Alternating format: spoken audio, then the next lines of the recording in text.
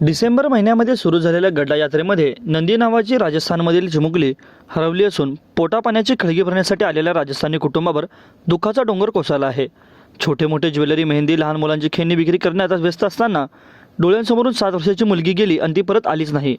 Home मैदानावरील प्रत्येक दुकानदारांना आई विचारत फिरत आहे, मेरी नंदी को किसने देखा। आई वडिलांची शोधाशोध चालू असून प्रत्येकाच्या डोळ्यात पाणी येत आहे। गड्डा यात्रा जवळजवळ संपत आली। अनेक व्यापारी जाण्याच्या तयारीत आहे, मात्र नंदीमुळे जवळपास 100 राजस्थानी लोक जत्रेतील छोटे व्यापारी सोलापुरातच थांबून आहेत। आईस्क्रीम लेने गई मेरी बच्ची वापस आई नाही साहब म्हणत आई वडील टाहो फोडत आहेत।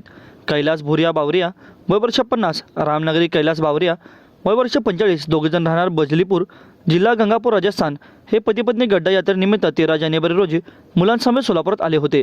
20 जानेवारी रोजी रात्री 8 वाजता नेहमीप्रमाणे दोघे पती पत्नी व्यवसाय करत होते। दरम्यान नंदी ही 7 वर्षाची चिमुकली होमकुंडांवर खेळत होती। ती चालत असताना गड्डा येथील स्टॉलच्या दिशेने ती निघाली। रस्त्यात वडील कैलास बावरे होते। त्यांनी तिला हटकले, बेटा तू कुठे चाललीस असं विचारलं असता तेव्हा तिने आईस्क्रीम आणण्यासाठी जात असल्याचे सांगितले। वडील पुन्हा व्यवसायाच्या नादी लागले। थोडा वेळ झाल्यानंतर त्यांना मुलाची आठवण आली। ते पुढे काही अंतरावर असलेल्या पत्नीच्या स्टॉलवर गेले। पत्नी रामनरी यांनी विचारणा केली असता तिने माहीत असल्याचे सांगितले।